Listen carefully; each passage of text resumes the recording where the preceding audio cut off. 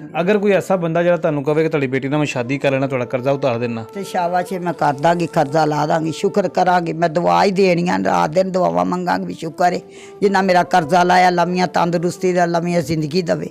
ਦੁਆਵਾਂ ਹੀ ਦੇਣੀਆਂ ਨੇ ਮੈਂ, ਜਿਹੜਾ ਮੇਰਾ ਕਰਜ਼ਾ ਲਾਉਣਗੇ ਜਾਂ मेरी बेटी ने बूहे उठाउणगे, सीसा ही देनियां। मैं तो रात दिन नमाज पढ़ के दुआ करांगी। अच्छा मुझे ये बताएं कि ऐसा कोई रिश्ता आपको मिल सकता है, कोई हमारे नाज़रीन जो आपसे शादी करना चाहें, जो ये कहे कि मैं आपकी माँ का कर्जा सारा उतार देता हूँ, आपसे शादी करना, तो आप कर लोगे? जी हाँ, कर लूँगे। कोई ख्वाहिश है कि बंदा किस तरह का होना चाहिए? नहीं, मेरी कोई ख्वाहिश नहीं है। क्या ख्वाहिशात हैं आपकी?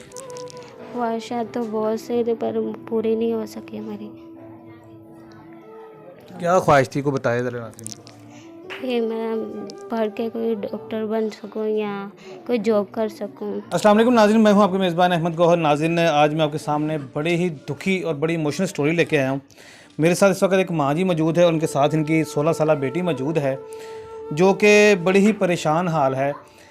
स्टोरी कुछ इनकी इस तरह से है कि इनके 2 बेटे थे। एक बेटा नशा करता था जिसकी डेथ हो चुकी है, और जो दूसरा बेटा है वो काम नहीं करता। जब भी इनको बोलती हैं काम करने के लिए तो इनको वो मारता भी है और लड़ाई झगड़ा भी करता है। आइए इनसे बात करते हैं, इनसे जानते हैं कि इनके हालात किस तरह के हैं और गुजारा किस तरह से हो रहा है। अस्सलाम वालेकुम। अस्सलाम वालेकुम। ਮੈਨੂੰ ਇਹ ਦੱਸੋ ਕਿ ਤੁਸੀਂ ਦੱਸ ਰਹੇ ਸੀ ਕਿ 2 ਬੇਟੇ ਸਨ ਮੇਰੇ, ਹਾਂਜੀ ਤੇ ਇੱਕ ਦੀ ਨਸ਼ਾ ਕਰਦਾ ਸੀ। ਹਾਂਜੀ, ਉਹ ਫੌਤ ਹੋ ਗਿਆ ਰੋਜ਼ਿਆਂ ਦੇ ਮਹੀਨੇ।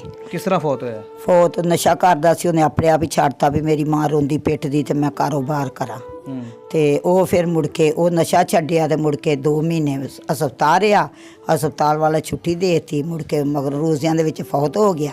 ਇਹ ਮੁੰਡੇ ਨੇ ਮੈਂ ਨਹੀਂ ਕੰਮ ਕਰ ਅੱਗੋਂ ਮਾਰਦਾ ਕੁੱਟਦਾ, ਨਾ ਕੰਮ ਕਰਦਾ ਨਾ ਕਾਰ ਕਰਦਾ ਹੈ। ਬੁੱਢੀ ਆਪਣੀ ਕੱਢ ਛੱਡਦਾ ਹੈ, ਉਹਦਾ ਮੈਂ ਰੱਖਣ ਨਹੀਂ, ਸਾਰੀ ਦਿਹਾੜੀ ਫਿਰਦਾ ਹੈ। ਸ਼ਾਮ ਪੈਂਦੀ ਤਾਂ ਅੰਦਰ 'ਚ ਪਾਣੀ ਪੀ ਕੇ ਸੌਂ ਜਾਂਦਾ। ਬਾਹਰੋਂ ਰੱਜ ਪੁੱਜ ਕੇ ਆਉਂਦਾ ਹੈ, ਨਾ ਉਹ ਮੈਨੂੰ ਪੁੱਛਦਾ ਮਾਂ ਰੋਟੀ ਖਾਧੀ ਕਿ ਨਹੀਂ ਖਾਧੀ। ਸ਼ੂਗਰ ਦੀ ਮਰੀਜ਼ ਆ, ਪਈ ਰਹੀ ਨਹੀਂ ਲੰਮੇ। ਮੇਰੇ ਬੰਦੇ ਕੋਲ ਹੋਇਆ ਕੋਈ 100-200 ਦੇ ਦਿੰਦਾ, ਲੈ ਦਵਾਈ ਲੈ, ਜੇ ਨਾ ਹੁੰਦਾ ਤੇ ਨਹੀਂ ਵਿਚਾਰਾ ਚੁੱਕ ਕਰਕੇ ਉਹ ਵੀ ਭੁੱਖਾ ਪੈ ਜਾਂਦਾ। ਕਦੀ ਅਸੀਂ ਖਾਂਦੇ ਕਦੀ ਨਹੀਂ ਖਾਂਦੇ, 2-2 3-3 ਦਿਨ ਭੁੱਖੇ ਸੌਂ ਜਾਂਦੇ ਆ।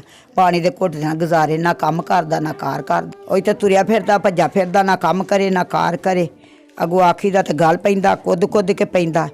ਰੋ ਪਿੱਟ ਕੇ ਚੁੱਕ ਕਰਕੇ ਤੇ ਮੈਂ ਬਹਿ ਜਾਂਦੀ, ਕਦੀ ਨਾ ਖਾਧੀ ਨਾ ਪੀਣੀ ਨਾ। ਮੈਂ ਕੀ ਕਰਾਂ ਥੱਲੇ ਮੇਰਾ ਪੁੱਤਰ, ਉਹ ਵੀ ਨਹੀਂ ਮੈਨੂੰ ਉਹਨੇ ਪੁੱਛਿਆ ਵੀ ਲੈ ਬਾਗ 100-200 ਰੁਪਈਆ ਲੈ ਲਾ, ਰੋਟੀ ਖਾ ਲਾ ਜਾਂ ਚਾਹ ਪੀ ਲਾ। ਤਾਂ ਉਹ ਆਪਣੇ ਘਰ ਬਾਰ ਕਦੀ ਨਹੀਂ ਉਹਨਾਂ ਆ ਕੇ ਪੁੱਛਿਆ ਮੇਰੇ ਵੱਡੇ ਮੁੰਡੇ ਨੇ। ਉਹਦੀ ਨੌ ਬੜੀ ਮੇਰੀ ਜ਼ਲੀਲੀ ਆ, ਉਹ ਖੰਘਣ ਨਹੀਂ ਦਿੰਦੀ ਉਹਨੂੰ। ਇੰਜ ਕੀਤਾ ਮੇਰੇ ਨਾਲ ਉਹਨਾਂ। ਆਏ ਦਿਨ ਮੈਂ ਬਿਮਾਰ ਰਹਿੰਦੀ, ਆਏ ਦਿਨ ਮੈਂ ਸ਼ੂਗਰ ਦੀ ਮਰੀਜ਼। ਇੱਕ ਮੇਰੀ ਬੇਟੀ ਵੀ ਆਉਣ ਵਾਲੀ ਆ, ਹੁਣ ਮੈਂ ਕਿਵੇਂ ਕਰਾਂ ਉਹਦਾ ਗੁਜ਼ਾਰਾ। ਮੈਨੂੰ ਦੱਸੋ ਤੁਹਾਡਾ ਗੁਜ਼ਾਰਾ ਕਿਸ ਤਰ੍ਹਾਂ ਹੋ ਰਿਹਾ? ਕੰਮ ਕਰਦੇ ਹੋ ਕਰਦਾ ਨਹੀਂ, ਤੇ ਤੁਹਾਡੇ ਜਿਹੜੇ ਹਸਬੰਡ ਨੇ, ਜਿਹੜਾ ਮੀਆਂ ਤੁਹਾਡਾ, ਉਹ ਵੀ ਤੁਹਾਡਾ ਦਿਹਾੜੀ ਲਾਉਂਦਾ, ਬੁੱਢਾ ਦਿਹਾੜੀ ਲਾ ਆਉਂਦਾ ਹੈ ਤੇ ਫਿਰ 8 ਦਿਨਾਂ ਬਾਅਦ ਪੈਸੇ ਲੈ ਆਉਂਦਾ। ਥੋੜ੍ਹੇ 100-100 ਕਰਕੇ ਲਿਆਉਂਦਾ ਸੀ। ਰੋਟੀ ਢਾਟੀ ਸਰਸਲਾ ਚਲਾ ਲੈਂਦੇ ਆ, ਜੇ ਨਾ ਜਾਵੇ ਤਾਂ ਫਿਰ ਠੂਠਾ ਮੁੱਦਾ।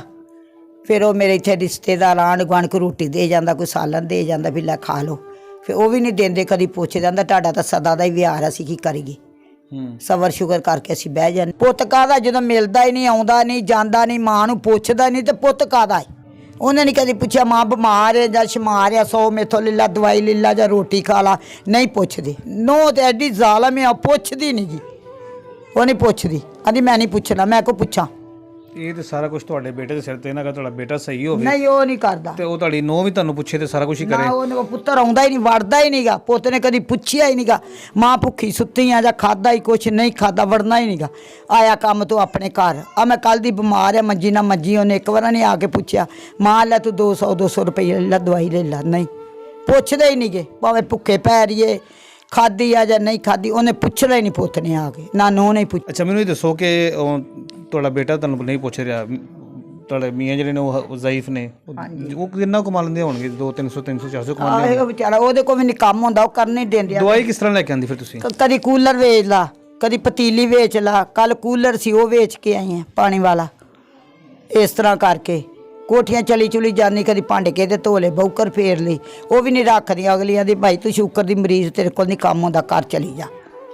ਇਹ ਮਜਬੂਰੀਆਂ ਨੇ, ਹੋਰ ਕੀ ਕਰ ਸਕੀਏ। ਕਰਜ਼ਾ ਦੇ 4-5 ਲੱਖ ਮੇਰੇ ਤੇ ਕਰਜ਼ਾ ਹੈ। ਸੂਦ ਤੇ ਚੁੱਕ ਕੇ, ਵਿਆਜ ਤੇ ਚੁੱਕ ਕੇ ਖਾਂਦੀ ਰਹੀ ਹੈ, ਉਧਰ ਕਰ। ਹੁਣ ਅਗਲਾ ਮੇਰੇ ਸਿਰ ਪਾੜਦੇ ਨੇ, ਮੈਂ ਲੁਕਦੀ ਫਿਰਦੀ ਹਾਂ। ਕਦੀ ਕਿਤੇ ਚਲੀ ਗਈ, ਸ਼ਾਮ ਨੂੰ ਆ ਗਈ, ਬੂਹਾ ਖੋਲ੍ਹ ਲਿਆ, ਕਦੀ ਕਿਤੇ ਚਲੀ ਗਈ। ਆਹ ਮਜਬੂਰੀਆਂ ਨੇ, ਬੜੀਆਂ ਟੈਨਸ਼ਨ ਹੈ। ਤੁਹਾਡੀ ਮਿਹਰਬਾਨੀ ਮੇਰੇ ਤੇ ਖੁਦਾ ਖੌਫੀ ਕਰ ਲਵੋ। ਕਿੰਨਾ ਕਰਜ਼ਾ ਤੁਹਾਡੇ ਤੇ ਟੋਟਲ? 4-5 ਲੱਖ ਰੁਪਈਆ ਕਰਜ਼ਾ।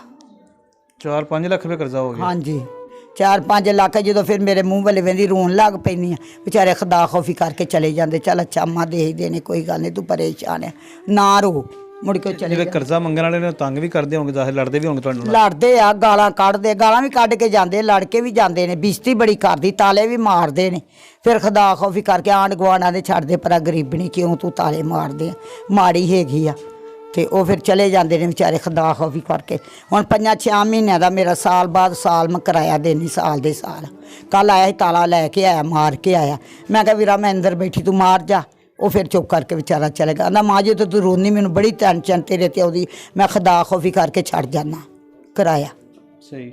ਤੇ ਜਦੋਂ ਕੋਈ ਕਰਜ਼ਾ ਵਾਲਾ ਆਉਂਦਾ ਹੈ ਤਾਂ ਤੁਹਾਡੀ ਉਹ ਬੇਟੀ ਜਵਾਨ ਘਰ ਕੋਈ ਬਦਤਮੀਜ਼ੀ ਤਾਂ ਨਹੀਂ ਕਰਦਾ? ਨਹੀਂ ਨਹੀਂ, ਮੈਂ ਨਹੀਂ ਕਰਨ ਦਿੱਤੀ ਕਦੀ ਬਦਤਮੀਜ਼ੀ। ਮੈਂ ਉਧਰ ਆਪਣੇ ਘਰ ਉਹਦੀ ਬਾਹਰ ਹੀ ਹੁੰਦੀ, ਮੈਂ ਬਾਹਰ ਹੀ ਗੱਲਬਾਤ ਕਰਦੀ, ਮੈਂ ਨਹੀਂ ਕਦੀ ਅੰਦਰ ਵੜਨ ਦਿੱਤਾ। ਸਹੀ ਹੋ ਗਿਆ। ਮੈਨੂੰ ਦੱਸੋ ਕਿ ਕਿੰਨੇ ਦਿਨ ਤੇ ਕਿੰਨੀਆਂ ਰਾਤਾਂ ਤੁਹਾਨੂੰ ਭੁੱਖੇ ਗੁਜ਼ਾਰਨਾ ਪਈਆਂ? ਆ 4-5 ਦਿਨ ਹੋ ਗਏ, ਮਹੀਨਾ ਵੀ ਲੰਘ ਜਾਂਦਾ। ਪਾਣੀ ਪੀ ਲਿਆ, ਢਿੱਡ ਭਰ ਲਿਆ, ਕਦੀ ਕਿਸੇ ਕਤ ਦੂਰ ਤੋਂ ਇੱਕ ਰੋਟੀ ਲੈ ਆਂਦੀ, ਖਾ ਲਈ, ਜਾਂ ਨਾਨ ਇੱਕ ਲੈ ਆਂਦਾ, ਅੱਧਾ ਕਰਕੇ ਖਾ ਲਿਆ, ਅੱਧਾ ਆਪਣੇ ਬੰਦੇ ਲਈ ਰੱਖ ਲਿਆ, ਅੱਧਾ ਮੈਂ ਆਪਣਾ ਰੱਖ ਲਿਆ, ਖਾ ਲਿਆ ਬੁਰਕੀ। ਭੁੱਖ ਹੀ ਮਰ ਗਈ ਆ ਪਰੇਸ਼ਾਨੀਆਂ ਦੇ ਨਾਲ। ਦਿਲ ਹੀ ਨਹੀਂ ਕਰਦਾ, 2 ਦਿਨ ਹੋ ਗਏ ਮੈਨੂੰ ਰੋਟੀ ਖਾਧੀ ਨੂੰ, ਦਿਲ ਹੀ ਨਹੀਂ ਕਰਦਾ। ਪਾਣੀ ਦਾ ਘੁੱਟ ਪੀ ਲੈਣੀ, ਪਈ ਰਹਿਣੀ, ਨਾ ਦਵਾਈ, ਨਾ ਕੋਈ ਟੀਕਾ, ਨਾ ਕੋਈ ਕੁਝ। ਹੁਣ ਬੇਟੀ ਜਵਾਨ ਹੈ, 16 ਸਾਲ ਦੀ ਹੋ ਗਈ ਹੈ, ਕੋਈ ਸਾਲ ਤੋਂ ਹੋ ਸਕਦੀ ਸ਼ਾਦੀ ਵਾਲੀ ਉਮਰ ਹੋ ਜਾਣੀ ਹੈ, ਤੇ ਕਿਸ ਤਰ੍ਹਾਂ ਸ਼ਾਦੀ ਕਰੋਗੇ, ਕੀ ਕਰੋਗੇ? ਹੈ ਹੀ ਕੁਛ ਨਹੀਂ, ਹੋਵੇਗਾ ਤੇ ਕਰਾਂਗੇ ਨਾ।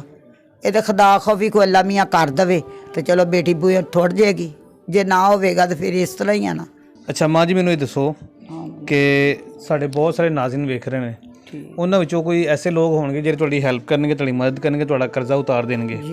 ਅਗਰ ਕੋਈ ਐਸਾ ਬੰਦਾ ਜਿਹੜਾ ਤੁਹਾਨੂੰ ਕਹੇ ਕਿ ਤੁਹਾਡੀ ਬੇਟੀ ਨਾਲ ਮੈਂ ਸ਼ਾਦੀ ਕਰ ਲੈਣਾ, ਤੁਹਾਡਾ ਕਰਜ਼ਾ ਉਤਾਰ ਦੇਣਾ, ਤੇ ਸ਼ਾਬਾਸ਼, ਮੈਂ ਕਰ ਦਾਂਗੀ, ਕਰਜ਼ਾ ਲਾ ਦਾਂਗੀ, ਸ਼ੁਕਰ ਕਰਾਂਗੀ। ਮੈਂ ਦੁਆ ਹੀ ਦੇਣੀਆਂ, ਰਾਤ ਦਿਨ ਦੁਆਵਾਂ ਮੰਗਾਂਗੀ ਵੀ ਸ਼ੁਕਰ ਹੈ ਜਿੰਨਾ ਮੇਰਾ ਕਰਜ਼ਾ ਲਾਇਆ, ਲੰਮੀਆਂ ਤੰਦਰੁਸਤੀ ਦਾ, ਲੰਮੀਆਂ ਜ਼ਿੰਦਗੀ ਦੇਵੇ। ਦੁਆਵਾਂ ਹੀ ਦੇਣੀਆਂ ਨੇ ਮੈਂ, ਜਿਹੜਾ ਮੇਰਾ ਕਰਜ਼ਾ ਲਾਉਣਗੇ ਜਾਂ ਮੇਰੀ ਬੇਟੀ ਨੂੰ ਬੂਹੇ ਉਠਾਉਣਗੇ, ਸੀਸਾਂ ही देनियाँ। मैं तो रात दिन नमाज पढ़ के दुआ करांगी।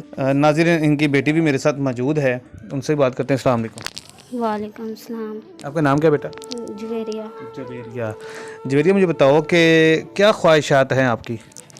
ख्वाहिशात तो बहुत से थे पर पूरी नहीं हो सकी हमारी। क्या ख्वाहिश थी, को बताया ज़रा नाज़रीन। कि मैं पढ़ के कोई डॉक्टर बन सकूं या कोई जॉब कर सकूं। पैसे नहीं आए पढ़ने के लिए और स्कूल मैंने छोड़ दिया, आगे पढ़ नहीं सकी। चलें, अल्लाह करे कोई हमारी वीडियो देख के कोई मुखय्यर हज़रात आपकी हेल्प कर दे, कोई मदद कर दे, जो आपको पढ़ा भी दे। अच्छा, मुझे ये बताएं कि ऐसा कोई रिश्ता आपको मिल सकता है, कोई हमारे नाज़रीन जो आपसे शादी करना चाहें, जो ये कहे कि मैं आपकी माँ का कर्जा सारा उतार देता हूँ, आपसे शादी करना, तो आप कर लोगे? जी हाँ, कर लूँगे। कोई ख्वाहिश है कि बंदा किस तरह का होना चाहिए? नहीं, मेरी कोई ख्वाहिश नहीं है। जी नाज़रीन, अभी आपने इनकी स्टोरी सुनी है। असल में बात यह है कि जैसे मैंने को पहले बताया था कि इनके 2 बेटे, एक नशा करता था तो वो उसकी डेथ हो गई है। जो दूसरा बेटा है इनका वो बिल्कुल नकारा है, ठीक है, और इन्हीं माँ के सर पे है। वो माँ बाप के पास खुद कुछ नहीं है। जब वो इनको कहते हैं काम करो जाके या कुछ करो तो उल्टा इनको डांटता भी है और मारता भी है।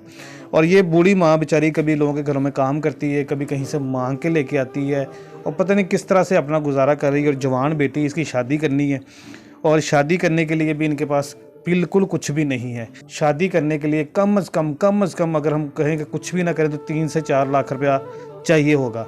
और 4 से 5 लाख इस माँ जी के ऊपर कर्जा है जो उन्होंने उधार ले लेके कुछ खा लिया, कुछ अपने इलाज के ऊपर लगा लिया और अपने घर के बर्तन शर्तन और जो भी सामान है वो बेच के अपना गुजारा कर रही है। तो जितने भी मुखय्यर हज़रात इस वीडियो को देख रहे हैं उन सबसे गुजारिश है कि जितना ज़्यादा हो सके आप इनकी हेल्प करें। कोई एक बंदा इसका कर्जा उतार सकता है। अगर कोई ऐसा शख्स जो इनकी बेटी के साथ शादी करना चाहे तो उनसे रब्ता कर सकता है। शर्त ये होगी कि इनका कर्जा उतारे और इनसे शादी कर सकता है वो।